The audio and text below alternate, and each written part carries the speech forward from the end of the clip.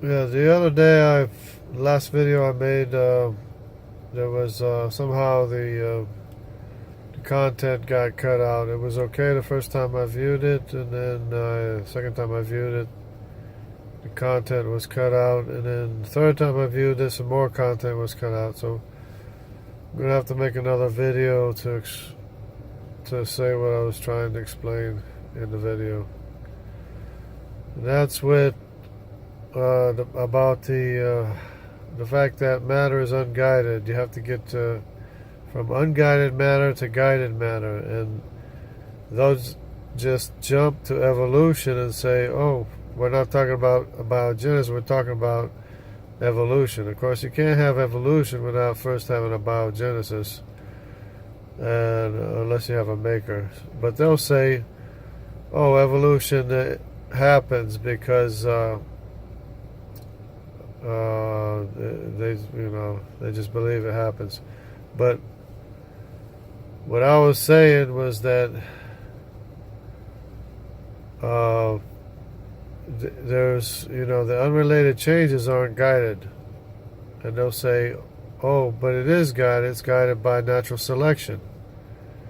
Well, to begin with, you're selecting from what's already selected. I mean, what the selection already is. You're not getting something that's not already there. You're selecting from a given selection that's limited to what the organism is ordered to be. And evolution depends on mutations. It depends on unrelated changes writing programming that's not there, which is absurd. But we have to take baby steps for some people and say and explain it in greater detail. And that's the fact that mutations or evolution depends on mutations, and the more mutations you have, the less complementary they're going to be. And of course, we already know that mutations degrade. We already know that. But people are holding out for the magical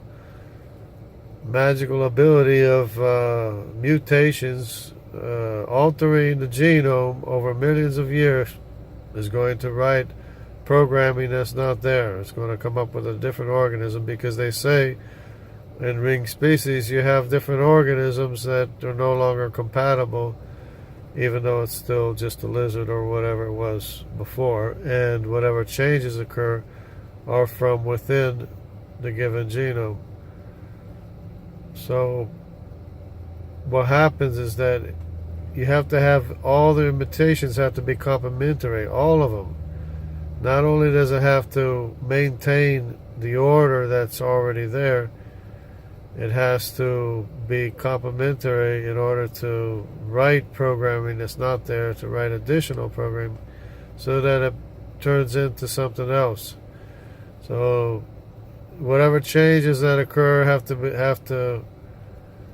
be compatible with the immune system that's already there, with the type of everything that's already there. But anyways, you have unrelated changes. You can have maybe one beneficial change that's unrelated, and that's not very common. 2 is more uncommon. 3 beneficial complementary changes is almost unheard of, and any more is absurd. And you need billions and billions, and for all the different species, you need billions of different bits of data that are all complementary, that are in order to make the different organisms that are required. And of course, that's just totally absurd, because you don't even have millions of years to begin with. When you look at the fossil record, you look at the fossils, they exist in consecutive layers of water deposited sediments all around the world. And so what you have is not a geologic column. You have it's more It's more or less in a geography. You have a geographic column. An imaginary geologic column is actually a geographic, things taken from different places in the world stacked up on top of each other. And supposedly, that's how they get things in order. It's because they say, oh, this fits here, this fits there, and this fits there. So it's a real joke, and everybody should know it. But that's what the geologic column is. It's supposed to be, if you stacked it all up, it'd be like 100 miles high or something like that. But it's just totally absurd because all of the animals died all at the same time, no more than 5,000 years ago, because they were all buried in the same consecutive layers of sediment all around the world. So there's no use in defining this is such and such layer, this is such another layer. They were all the same, buried by the same catastrophic global flood that deposited consecutive layers of water deposited sediment all around the world. This is what people don't understand. They don't teach, of course, as I mentioned in the video, they don't teach the actual facts of geology, of what's already there. So it's a real joke. Evolution is a real joke, and it shouldn't be taught anywhere to anyone.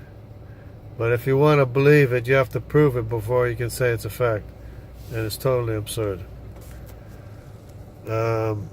Anyways, I hope that clears up the gap that was edited out of my previous video.